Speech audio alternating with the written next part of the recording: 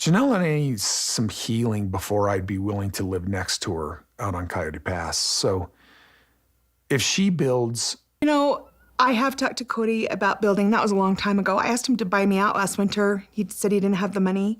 I don't know what my options are in order to preserve my part of the investment.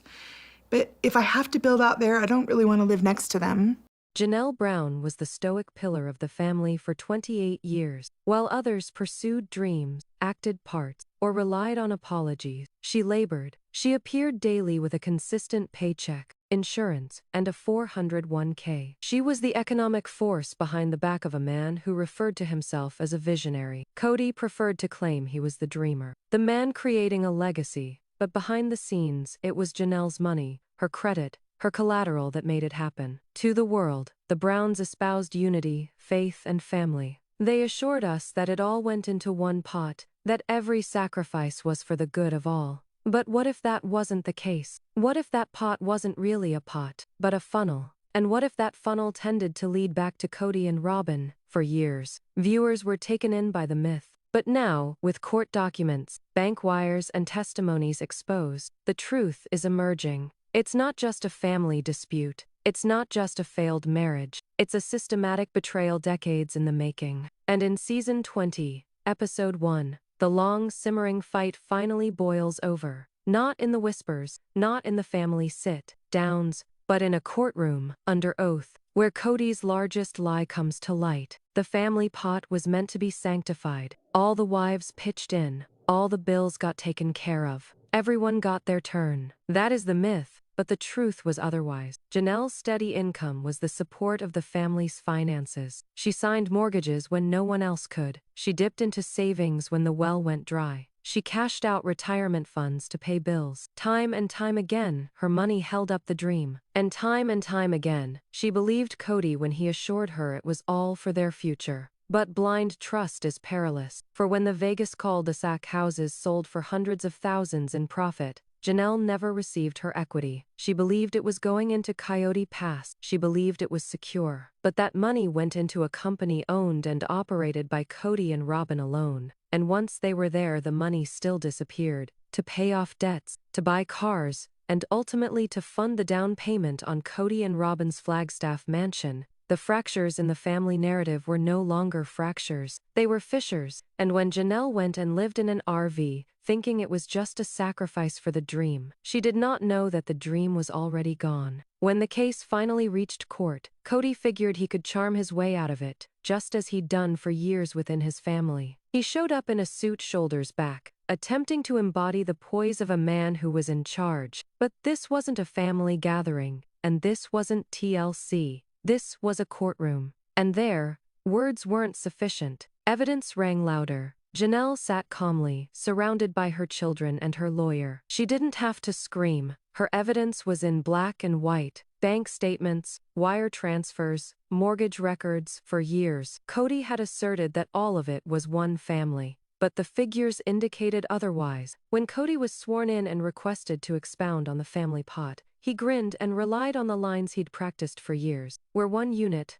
one family. It all goes into the pot, and I channel it where it is needed. But then came the questions he couldn't avoid. Did Janelle get to the LLC accounts where her home earnings were wired? Number did she sign off on the money being used to pay Robyn's premarital debt? Number did she know her Vegas equity was directed into the mansion he and Robyn purchased? Number each response eroded the tale he had created. Each piece of paper tore a disguise from his face. And for the first time, Cody understood he was no longer the author of this tale. He was the accused. The wind was taken out of Cody's sails when Janelle's lawyer presented the paper trail. Exhibit to exhibit connected Cody's verbal claims with concrete proof. The wire transfer from Janelle's residence directly into Dabzark. The $52,000 withdrawal later described as debt consolidation. The following buyout of the Flagstaff property. The chronology was impeccable. Too impeccable to ignore. Cody attempted to struggle back, his words growing louder. It is all for the family. It has always been for the family. He waved his arms wildly, his face flushed, sweat popping out on his forehead. But the judge remained unimpressed. She leaned forward, her tone flat and curt. Mr. Brown, this isn't about your family creed. This is about budget evidence, and the evidence is conclusive. In the gallery, Christine stood with folded arms, her face impassive. Meri remained seated, her hands clasped tightly in front of her. Robyn had a pallor to her, whispering to Cody whenever she could. But it made him appear the weaker, more desperate one. And then, Janelle finally spoke up for the first time that day. Her words were straightforward, but they pierced deeper than Cody's rants could ever manage to. I believed him, she said. For nearly 3 decades, I believed him. I thought I was creating something with him,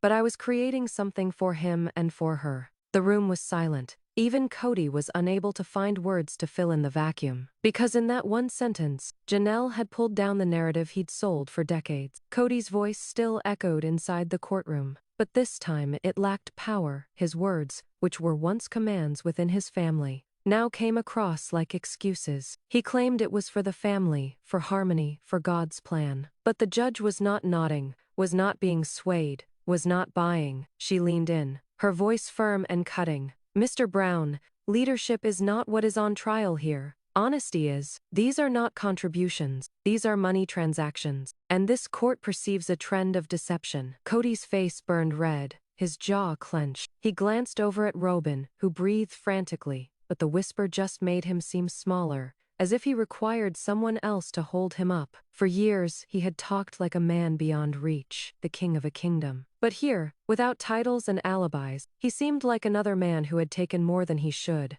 Janelle now finally spoke, her tone serene, measured, and with a forcefulness more than could ever be the case with Cody's yelling. I trusted him, she explained. Every paycheck, every loan, every dollar I made went into what I thought was our future. But when I approached him to build on the land that I'd been paying for, he said I had nothing, that it wasn't mine, that all of it was gone. Her words did not quiver. They fell heavy, every syllable a hammer blow at the center of Cody's shield. The judge nodded, shifting back toward Cody. Mr. Brown, what Miss Brown tells me is not partnership, it is exploitation. And if we follow the money, if we examine the transfers, the withdrawals, the purchases, it is clear the money did not flow equally to all. It flowed to you, and it flowed to your 4th wife. You deny this? Cody's mouth opened, but words nodded.